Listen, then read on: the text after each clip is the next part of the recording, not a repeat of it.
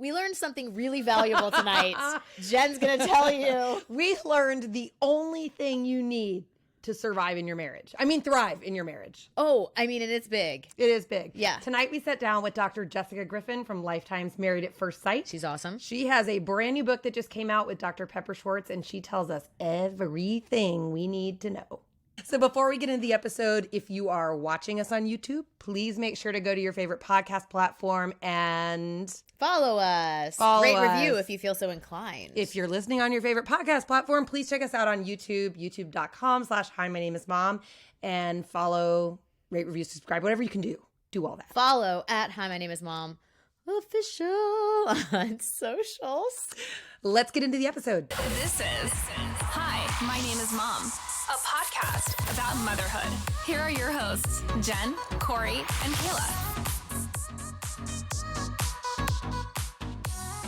Hi. Nice to meet you. Hi, nice to meet you too. So I'm Jen. Jen and Corri. Okay. Corri. That's what I thought. So Jessica, it's nice to see you both. Nice to see you. Jen and I were wondering if you could help us figure out how to not want to murder our partners after kids.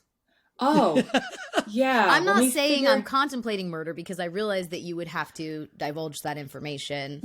Hold on, let me Venmo her $1. So only if you told me that you had a plan and an actual intent, then, and depending what state you're living in. We probably all have intent. But we have good, we have good marriages, and still the fairness game, the who did what last time, even when you have generous partners, I feel like can just drag you down. So we figured we would ask you if you have advice, because once you have kids, it all changes. Tiny humans change the game. And I talk about this in the book, where there's this idea, everyone's like, oh, having children is going to change your life.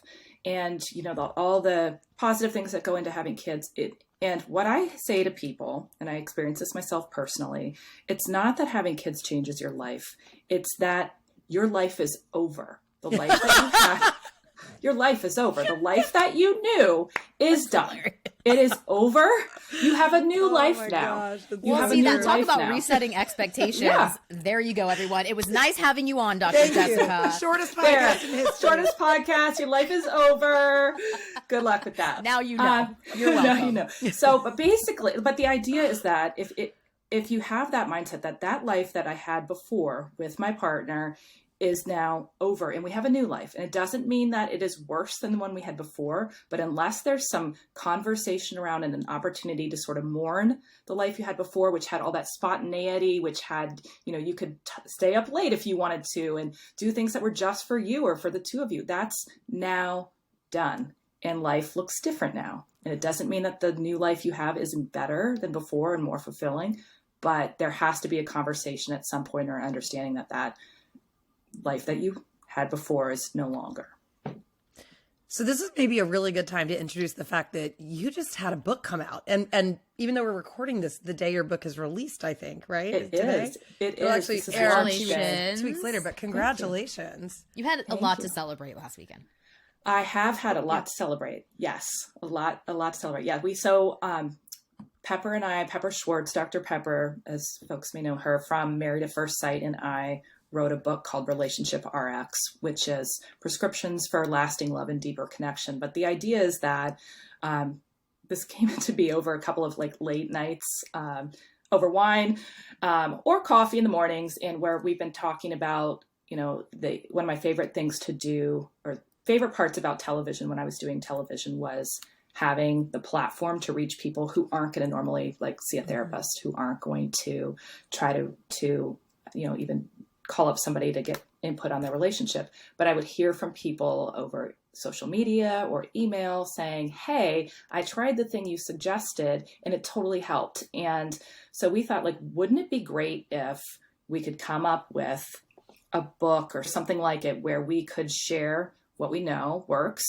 exercises that we use with couples or suggest, and deliver it in a way that's palatable, that people who we know most people aren't going to see a therapist. I'm all about working with professionals, but most people aren't going to do that, or couples on average wait 6 years before seeking professional help for their relationships. While and doing a usually lot by of that damage, point, I'm sure. Yeah. And so by that point, half of them are doomed because there's been so much resentment that's built up over time, where had they been taking their relationship vitamins every day, simple things you could be doing, you could avoid that from happening. So that was really the idea behind the book. We divided it at, 3 different sort of, you'll meet 3 different couples in each chapter at different stages of their relationship. So some who are doing really well, things are going well, but they want to strengthen their relationship. And that's sort of our mild vitamins level couples. And then the second tier would be couples who are now having some struggles. And if they don't do something, it's going to be a bigger problem down the road. And that's sort of that medicine level where we get a little bit more intense with our suggestions and recommendations. And then the last one is the couples who are having severe marital problems or relationship problems that warrant what we call relationship CPR. So that's really where we make suggestions on, here's the kinds of professionals to be working with on those topics. I was going to say open relationship surgery, but that kind of takes things in a whole other direction. Right. Well, it does. And we address lots of different types of couples in the book. One thing that was really important for me that we couldn't necessarily get into in the context of like when we did TV together, and you all know this being in the business, we couldn't represent the diversity that we really wanted to. So it was important for me to include couples who were gay, lesbian couples from different cultural backgrounds, ethnicities, et cetera, religious viewpoints. So there's lots of different couples in the book, and each chapter focuses on a different topic like sex, finances.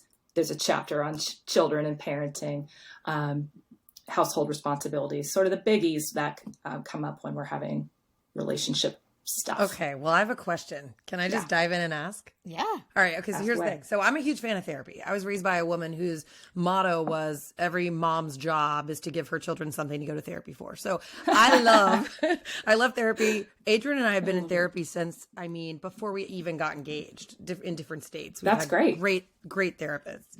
All right. So he is, hold on. Sorry. There we go.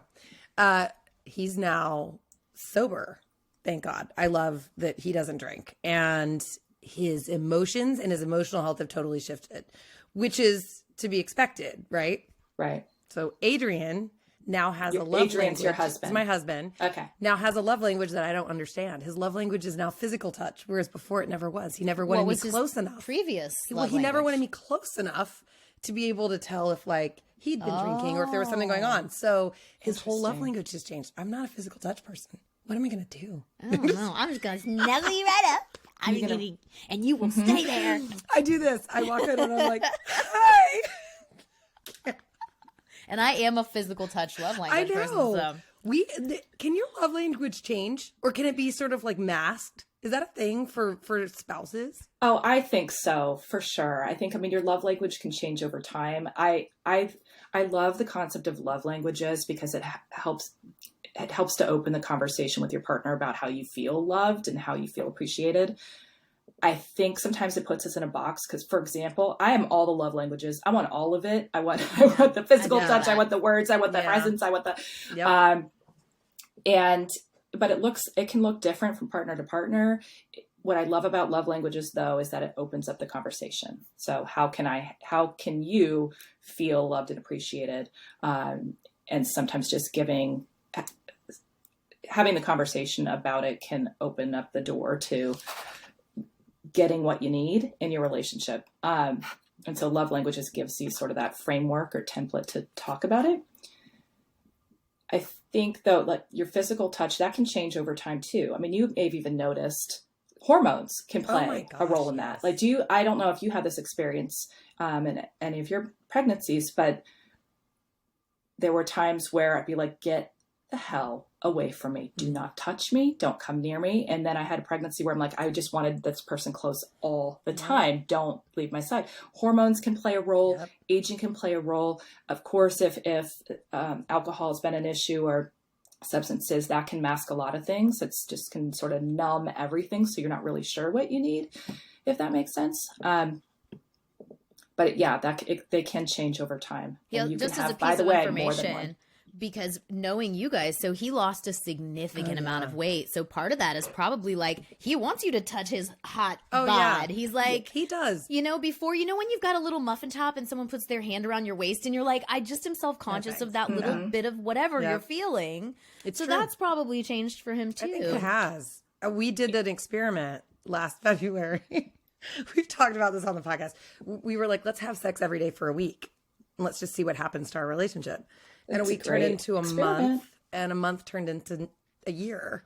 And granted, we have like an occasional day off or whatever, but it has really changed us. And so now I'm like, what do you mean I'm not a physical touch person? Like I give you physical touch every day. I was going to say, you can't tell me you're not a physical touch person if you're having sex every day. Thanks. I'm going to tell him you said that. Yeah. You're like, my type of physical touch is like just very specific to body parts. It's just. Oh gosh. All right. Sorry for my icebreaker question. You talking about that, having that much sex just makes me feel tired. Well, when my friend who kind of inspired this, when she used to tell me that she had sex every day. I mean, and again, it's like there's a couple days a month where they don't, but for the most part, they connect every day. I thought she was crazy. I'm like, who wants to be? I'm touched out. I'm a mom of 4. I'm over this. Like, I don't need to be touched every day. No. You're getting that oxytocin release though from your husband. Ooh, so that is something that is actually helping keeping you connected. Now you can get the same release from like a 60-second hug that you can from sex. Just sort of brings it up like 10 notches. But you can also get oxytocin release, by the way, from like snuggling with pets or cuddling with kids. Aww. But it's a different intensity with sexual activity. Well, that also makes sense because it was when she weaned her last child that the physical touch really switched over to her and her husband. So you were getting all that. I was getting all the snuggles. Science, baby. Science. Yeah. She still co-sleeps with us. You guys know this, right? We kicked her out of the bed. Well, I know you probably don't know this. We kicked her out of our bed. She sleeps on the floor next to us, but every night at like 4 a.m., she's like back up in between us. It's out of control. Well, and she's 4? She's 4.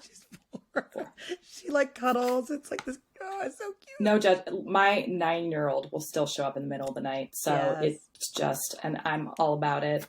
All about it. It's like, it's only going to last for so long. Now if my 14-year-old was coming in at night, Mom, then I'd be like, okay, it's getting weird. My 13-year-old does not come in, but ever, right? So if she did, there would be a problem. But she has been asking me to lay with her at bedtime again, which is something that's really sweet. It is amazing because I'm like, well, gosh, you're getting into these crazy years, right? And now if you're asking for that, I'm gonna like accept it, major, like open arms because take what you can get, and it's such a critical age, and when they're reaching out like that, it's a gift, and it's also helping them transition sometimes to the next sort of phase they're going through developmentally. I mean, so much happens around adolescence, the amount that's shifting and changing. And I mean, it's the reason why adolescents sleep second to infants, right? Because there's just so much changing.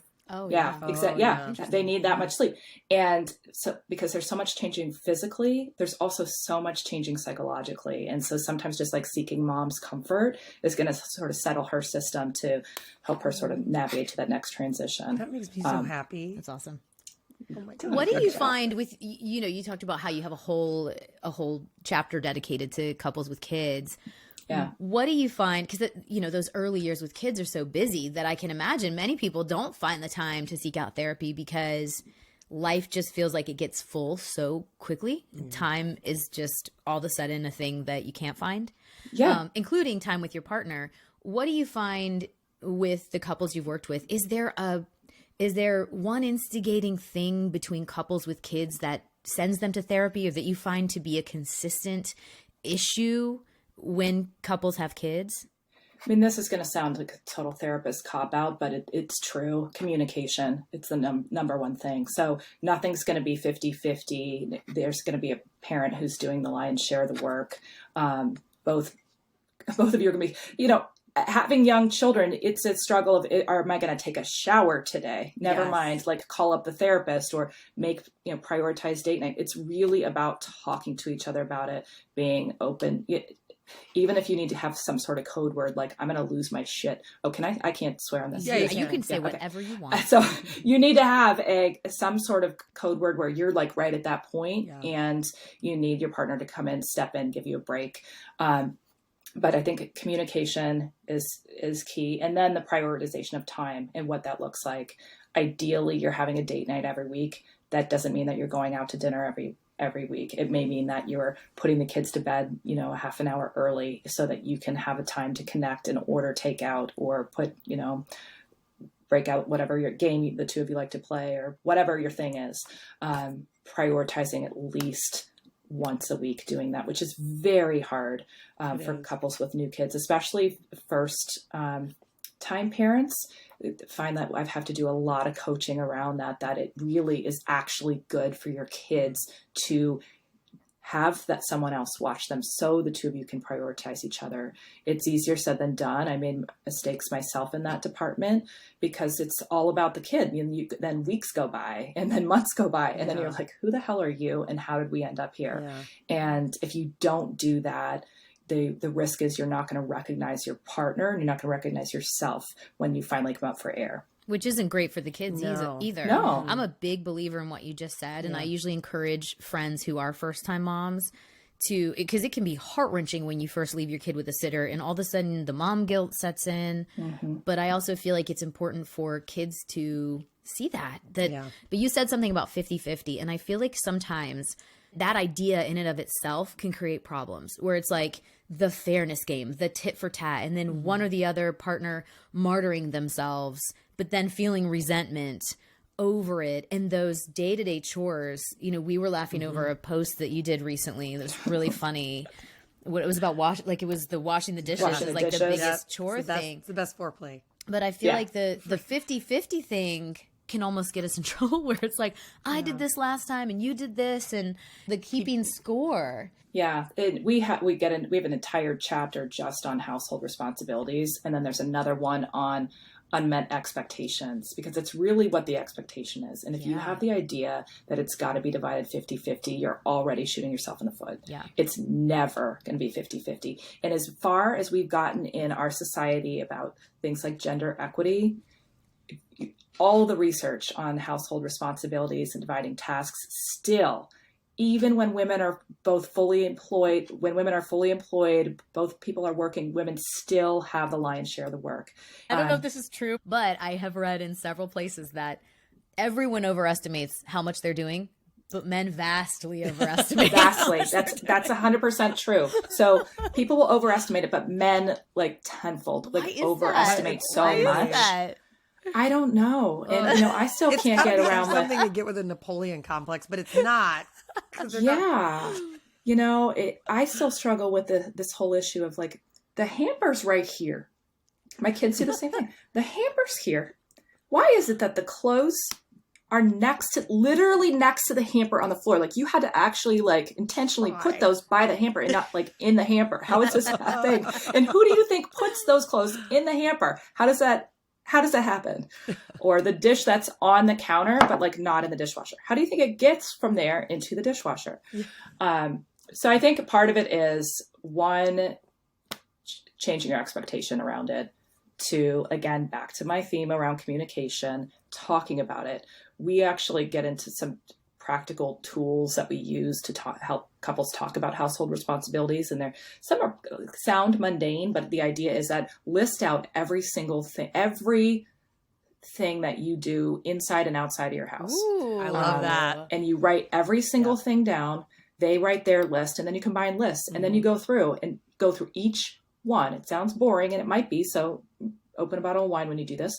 And talk about each one. What do you like to do? What do you not like to do? And don't expect that you're only going to get to do the chores you like to do. Mm-hmm. So what are chores like? Okay, I'll do this. And that wouldn't be called chores. It'd be fun. Here's the list of fun. So what do you prefer doing? What do you hate and despise doing? And are there things on the list that we could actually do together? Because the research shows that couples who split the chores and do them together end up getting it done like 2/3 faster than couples like, I think it's like 60-something% faster than couples who divide everything and you could sort of all do your own It's a thing. lot. And you're Yeah, actually faster. enjoying the time with each other. Well, it could be a So date. it's like, yeah, it's like an opportunity. It's not the sexiest date. Like, let's do the Hair dishes. in the socks but, date tonight. Hey, socks. Pair it with Yellowstone and some Chinese takeout, and Hey, that's that a win. actually- that sounds like a Perfect. you know what, Do that. You know what? In this phase of life, walking through Kroger holding hands with no kids Yes. is a date. Okay? We do that Here- on Sunday mornings now. That's a thing for us. I'm into it. Yeah.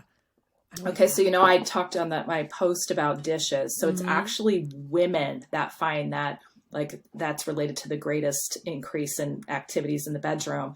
Men, their top preferred chore to actually share is going to like BJ's, going to like a shopping, wholesale. is sharing the shopping leads to the greatest action in the bedroom for the woman. And that's talking about heterosexual relationships, but Oh, I'd be way more into the shopping than So the dishes. if my I'd husband be like, wants yeah, to let's come do with this. me to the store, I'm going to be more into him in the bedroom. And if he wants to help me with the dishes, he's going to be more into me. No, the other way. Other way around. other way, flip it. Okay. Yeah. All right. Because I was going to say, if he reverse helps it. me with the dishes, I am. No, dishes Because he are does the dishes that is my biggest, that's his thing. He does the dishes because he also makes the bed. Yeah.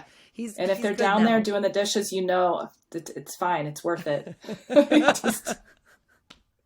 Can I ask you? And then think about outsourcing. That's the other thing. And people are yeah. different phases of their lives financially. But, for me, there are certain things where I'm like, what's my time worth? Yeah. And so I have cleaning people who come and clean, my house once every week or 2 weeks. And for me, it was important for my kids to not think that that's just what people do. So part of their allowance, if they want their room cleaned, they have to turn over part of their allowance for that to happen, or they have to do it themselves. But outsource when you can. If there are certain things like maybe it's landscaping. I personally love to mow the lawn. So that's it's relaxing to me. But if there are things that you both can't stand and you can afford to outsource, then, consider doing that, or, bartering with people for certain things too.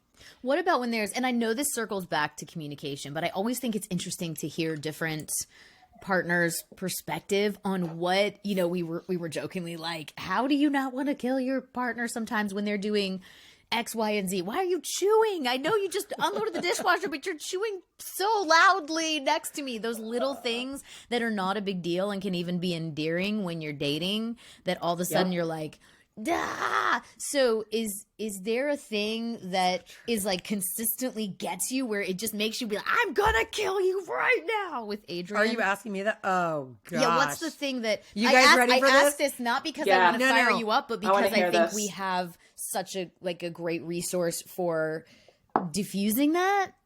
So Okay, so this is where we should put my question about love languages too. We should put this here. But separate from that, my husband, and we've talked about this on our podcast when he's been here, I think, he is a mouth breather. And it drives me up the wall. He will be like this. has that always bothered you? Yes, he'll be sitting next to me on the couch. Now, it's Is it like sexy breathing, or it's like dog panting? Oh no! No wonder she doesn't want the physical touch. She's like, your mouth breathing is Oh my creepy. God, Adrian, I am so sorry, honey. I love you so much, but yes, especially when we're in bed. It's not a sexy mouth breathing. I'm like, stop breathing on me. Is it like during sexy time, or Yes. it's just in general? Oh, he mouth breathes. It's in during general, sex. but it is also during sex, and I'm like, he's gonna kill me. Maybe he's got like some apnea stuff going on. I said that. Get that checked He doesn't out? snore though. He's lost 80 pounds. He looks great, but I'm like, But he's still mouth breathing. Do you just go like this, like just dink? Maybe he's got like a deviated septum issue. I think Oh, he did yeah. break his nose. I mean, Have I you- did. Yeah, I think he did break his nose. I should Yeah, have 'cause him check it. Have him check. Go to an ENT. Have that checked out. I didn't know I had a deviated septum until my ENT found it. I was I was mountain biking with my sister and like went ass over tea kettle, like flipped my bike and landed on my face. That's brutal. And that apparently is when I did it. But I had a hard time breathing, so I was thinking I was doing more mouth breathing while I was sleeping. I don't think it sounded weird. It doesn't least I sound tell weird. And myself. I joke about the way it sounds. The ASMR it's of more, it all. It's the ASMR. Yeah. It is more I can't. I'm sorry. I have also, is it called misophonia? Yeah. You and I both with like weird sound. We can't. We have a co-host, Kayla, who cracks her knuckles on the mic. And we lose It gives me so much anxiety. I would sit in a movie theater before marrying my husband, and if someone was like rhythmically chewing popcorn, I would almost have to move. And I married a man who rhythmically 70% of the time gets the most giant bowl of popcorn you have ever seen in your life. Like, it might be the full microwave popcorn size or an air pop, but it's like this big, and it takes him like I always say it's a 45-minute popcorn. And I have learned for it, like, to have it not bother me because I love him that much. But our thing that it's typically because I'm tired, because we're overtired, as most parents are. Yes. But he is his natural body clock is to stay up late at night. Well, he's it in doesn't radio. help. You may not know. He's a radio personality, so he was used to drive time radio for a long time. He did drive time, then he switched to early mornings where he was getting up at 3 a.m. He hasn't gotten enough sleep in decades. But he loves to stay up late, and I know all the rules about what you're not supposed to do when you're falling asleep, but he's got a TV on and he's on his phone playing a game. And those are not things that you can be like, maybe that's what's keeping you awake later, because like, well, that's my one time to decompress. But it's tricky because I am that person who is like a people pleaser, and I'm like, he does so much, he works so hard, like he's probably tired, but I do it to my own detriment. Until the point that I'm so like, I've been with these kids. It's Saturday morning and I've been up since 6:45, and that I get resentful, and that's more on me. Because I can go wake him up, but then he's like, "Why didn't you wake me up?" And but here's him when you wake him up, and it's like he hates me. And if he gets up early, once I get up at 9 o'clock, he goes back to bed. So it is this. That is the. How do you change the body clock? How do you change the body clock? Or like let him have his me time, which is important to him and I feel like he deserves, without feeling like it's I told him, I'm like, I just want to live our life together. I don't want to always be the first half of the day. Then you take the kid to whatever they need to be to, or like, so it just feels like it creates a ships in the night sort of a dynamic that I don't like, because I want to be together. So is there a way I can approach it without making him feel, because I truly want him to feel rested. I want him to feel like he gets the me time that he wants and deserves. Yeah. And I mean, that I don't blame you, because as you've said, he's missing out on half the day by the time he's up. And it's not like it's coming from a negative place on your part. You want to spend time with him and you want to like share your life. And so one of the things, I think, putting it out there, not when you're in the middle of a fight. So you never want to bring up like, how are we going to resolve this when you're in the middle of it? So wait till like things are calm and be like, gee, hon, one of the things I've noticed, or he may already know it's an issue. So I'd really like to put our heads together and figure out how we can address this issue about you sleeping in more and me, about our clocks not being in sync. I'd like to figure out a way to get us a little bit more in sync. We don't have to be perfectly, but just so we can maximize our time together, and still give you the me time that you need. And by the way, I need me time too. And by the way, he is like, go to the podcast, go to whatever. Like there are so many other places where he is so generous with, there's no like, it's very difficult. It's such a good relationship. Yeah. We do have very it's involved a weird thing. spouses. It's such a strange I actually thing. almost feel, I mean, my husband wrote 7 parenting books. He's I saw that on I checked out your site ahead of time. I'm like, he sounds like an awesome dude, cool. This guy. And he's very, very involved. And same with Ty. That's, I think, so almost I actually harder feel kind of guilty. It's almost harder because he's such a great dad and partner. I've been trying to reset my expectations so that I go, you know what? This is the one thing that he like is really important to him. He likes to sleep in. So if I take away the 50-50 of it all, because I love him so much, and I just go, you know what? If he can give me like 2 mornings a week, which he has been doing, that I sleep in, or he gets up, or whatever the case, because he's apologized to me before. Hey, it wasn't fair of me to say, well, are you getting up? Because it doesn't necessarily like, we could get up together, which doesn't, that's probably something I need to ask for. Can we get up together a couple mornings? Yeah, like give him like, what if you're sitting there while I'm having my coffee? That'd be so cool. And it doesn't mean he has to give it up completely. Yeah. I mean, it sounds like, I mean, you're doing all the things I would suggest doing, like talking about it, negotiating, like thinking about, okay, 2 days a week he sleeps in, or 2 days a week he doesn't, whatever that looks like. And every couple's got to figure out your rhythm and your relationship yourself. Don't compare yourself to your friends down the street or what their husbands do, especially if you know they're doing so much. I think come at it from a sort of positive space that I love you so much. I miss you when I have these 5 hours. And I am just me and nerdy the like kids. that. You are nerdy like and that. and I miss you, and I want to be with you and connect with you, and I want to make fun of what the heck the kids are doing right now, or I want to just like enjoy coffee. And I'm not saying I need it every day, but could we try 2 days a week? Yeah. And then when he does it, you praise the shit out of him for it. Yeah. Like really, like this was made me feel so good. Thank you so much. Whatever his love language is, like tenfold, double down on whatever you need to do. Yeah. So that Positive he gets the reinforcement. message. She's saying, yes, that's that's what what it is. have the sex that night. Have all the sex that night, Or that whatever morning. his thing is. When he gets or up, morning. get the kids up to school, Yeah. go back to the bedroom. Oh my it gosh! twice, If only sex in the morning were like a thing we Sometimes could it do could with be. a 2-year-old and a 4-year-old. Yeah, this is yes. You got to get creative. We are very spontaneous. We're not big planners. We've had to really lean into that more with having so many kids, and so many. I don't know, it's not that many, but it's more than I ever thought I would Old have. woman in the shoe. Yeah, yeah, they're coming out the shoe windows. I've always said if you have 3, you can have 7. So Yeah, Have a but I couple more. really could be more intentional about like, here's exactly what I need. Just in the way that some people say you actually have to carve time for sex when you have kids, which I don't. I get it. It sounds crazy. I I get put it. it in the count. Well, not anymore, but I used to put it in the calendar because it was only happening like once every 3 weeks. Yeah, And I was like, this night. well, I'm in that phase. That's actually that's an exercise we have in the book. It's like schedule the sex. Like if Really? that's a dynamic in your relationship, then put it in the calendar. It sounds unsexy, but there's something about having it there and then the anticipation beforehand that you know what's coming, that you can kind of play around with it. Yep. I had a colleague who he's been with his wife for now 40 something years. And I've always was like, what's your secret? He's like, sex on Sundays. Oh, Sex on Sundays. And they're still Starts like, the I don't, week the right way. yeah. He's in his like 70s now. And he's like, sex on Sundays. Going I at love it. that. I love My that. husband yeah. says that too, though, because now obviously our sex life is slowed down. We're still having sex Slowed down. 3 to 4 times a Slowed week. down. We are legitimately still From- doing that.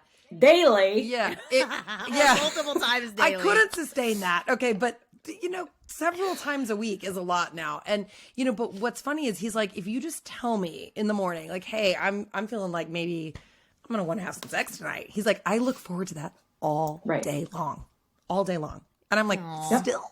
Yeah. It's the anticipation. Really? That's a thing. He does. It's weird. Even I feel touched out at times with having 3 kids, but I'm a big believer in what you were talking about, like the hug that lasts more than.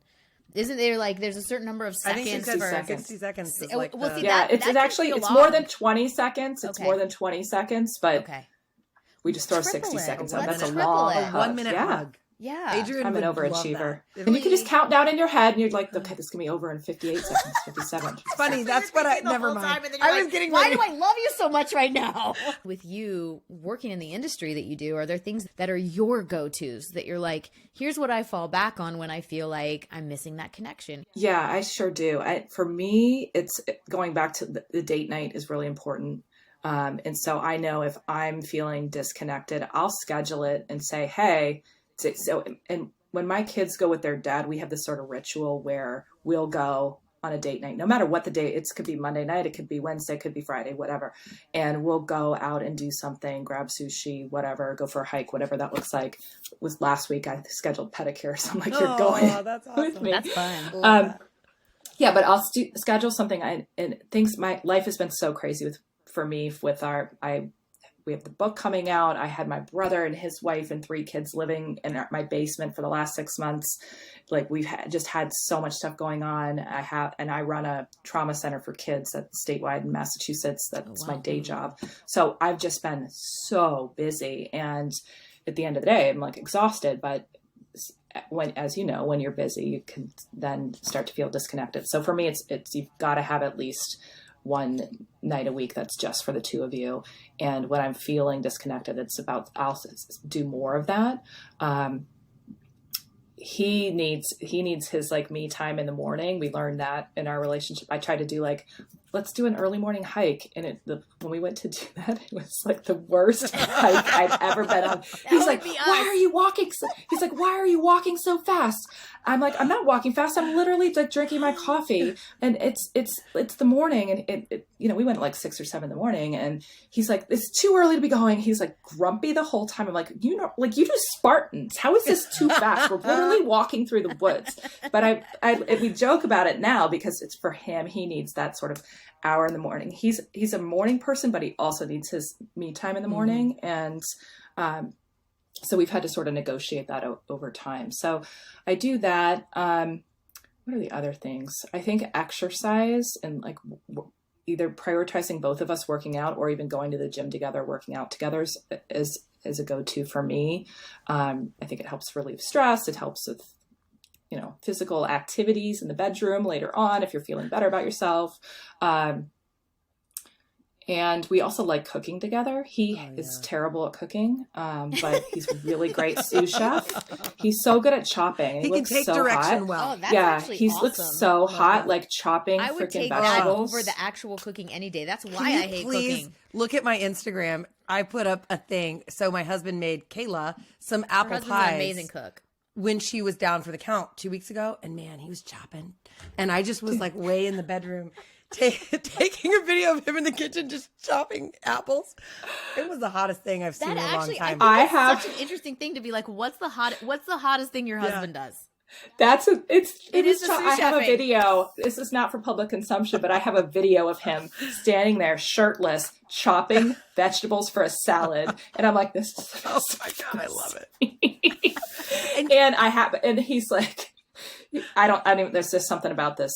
I took this like 2 or 3 years ago. The video, again, not for public consumption, for my private collection, but it's chopping. And actually, when I knew that there was something between the two of us, it wasn't until he had come over. We'd gone hiking together to talk about some shows and things we were supposed to work on, and he came over and we were outside. It was summertime or June.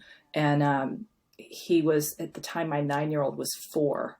And I said, listen, you can come over, but my kids are going to be there. And it was Father's Day, so they were getting dropped off after being with their dad. And he's like, I said, it's going to be like a lot of swimming pool and Fortnite. He's like, sign me up. Aww. So he comes over, and it was when he was throwing Jack, my youngest, and he was throwing him in the pool. And I all of a sudden looked at him and I was like, oh shit. Like it completely shifted everything to like watch him with my kids. John is amazing with my children, which is not the easiest thing to do, going from like bachelor life to 3. At the time, my youngest was only 4 years old. And that was for me, like the sexiest thing ever, is how he connected so well with my children. Well, you guys are newlyweds. Mm-hmm. Congratulations. It was supposed to be a few years ago, but the stupid global plague happened and then shut it down a couple times. But yeah, we got married in October. It was awesome. That's great. Oh, congratulations. Thank you. I'm with you. I mean, even, seeing my husband on a day-to-day basis do the little things for our kids, and there's like a certain sweetness there that, he's a very sweet guy, but there's something about someone loving your kids that is just priceless. It is. It's funny. I went to your house. We have our studio's a house next door to their home. Can I say that? Yeah, that's fine. Keep that in? Yeah. And I went over to the other house because I thought maybe she was over there, and ring the doorbell, and Ty answers the door, and Bash is there. He's like, hey, Jen. I was like, hey, buddy. And then Teddy, who's 2, walks up and she goes, we're going to the Apple store. And I went, you are the best Apple commercial ever in the world. If you could just capture that and put that on Instagram. He was so good with them. Amazing. He's like, yeah, we are. We're going to the Apple store. One of the things I envy about my husband is he doesn't sweat the stuff I sweat. Like, for instance, my middle child had a mouthful of cavities, and he's only 4, and we're like, how did this happen? And the dentist is going, well, the dentin on his teeth is probably just not that great. Sometimes it happens. And I'm going, I didn't brush enough. I felt like I gave him juice 2 times that one day. Like, and then my husband's like, well, I guess I'll learn to brush better. Like the guilt doesn't consume him. And I envy the ease with which he parents. So is that just a thing you commonly see with moms and dads? Dads don't have dad guilt, really. I truly would love to be a less anxious mom. I was a daredevil before having kids. Now I fear everything. I mean, I imagine, I know that that's a built-in thing to some degree where, protecting your kids. But do you have any advice for just like being more like our partners and just letting those things roll off our back, or not the mental load that moms can carry at times where it might look like we're just chilling out having a glass of wine, but the stuff going on in our head is truly overwhelming. It weighs us down. Yeah, I talk about the cognitive load a lot in the book, in that particular chapter on parenting, because no matter how we try to divide things, we still carry the bulk of the cognitive load. We're the ones typically, not trying to totally gender stereotype things, but typically the one worrying about, did this, get in doctor appointment, get scheduled, what are his teeth like? My son also had the same issues. I'm like, my other kids had no cavities. And then my youngest is like, all of a sudden, like, why does he have 1,000 cavities? This is insane. And he was on the bottle for too long, but whatever. So I think it's back to that expectations, like making sure your expectations are more in sync, and knowing like you don't have to be like your husband. You don't have to both parent the same way. I think there's this myth out there that we've got to be on the same page and be this united front. We know the research actually shows that kids benefit from parents that have different parenting styles, where one, you might have a parent who's more the disciplinarian or more the rigid parent, and one who's more fun and lackadaisical and doesn't, sweat anything. Kids benefit from both parenting styles. So it's just my cross to bear that I have to be the anxious, worrying one. Well, mom's-iety is a thing. Yeah, it is a thing. The same thing happens to me, and I think, and it depends on sort of what your journey looked like. I think like my oldest, he was really colicky. I also had a terrible delivery. My pregnancy with him was awful, and I think that also contributed to not being sort of being the mom I thought I was going to be in my mind when I, grew up and said, this is the kind of parent I'm going to be, and all went out the window. And God, was so fun a psychologist. I did so many I read crafts. 40 books. I did so many more crafts. Oh my God. I made the best snacks. I'm going to have the bento box with the snacks. Oh God. That they were all organic and all the stuff. And now it's like, here's some Cheetos. First two. Yeah. I gave sprouted up. grain bread I gave up. Now I'm like, I made all my own baby food with the first one, but it about killed me. Same, my anxiety around that, and part of it I think was also having a difficult delivery, having a colicky kid, and then by the time I had my third, it was like, I'm eating the sushi while I'm pregnant. I'm doing all the things I said I wasn't going to do, and he is the most well-adjusted. Oh, I love it. He's the little mayor who comes up when he was 4 years old. He would go up in the restaurants and say to people, "Who wants a free American hug?" But just like the funniest kid, so laid back, and who wants a free American hug was the best. He used to do that with Cal, who I did Pastor Cal and Married at First Sight with. He's like his buddy.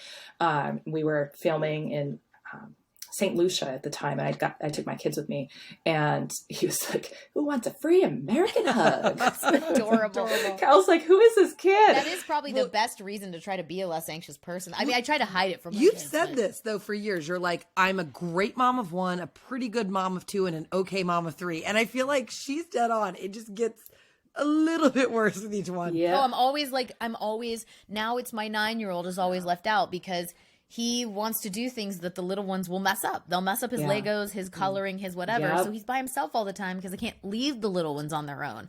There's all these day-to-day things that I know I'm doing my best, and I know the fact that I care makes me a good mom. I know that. I get it.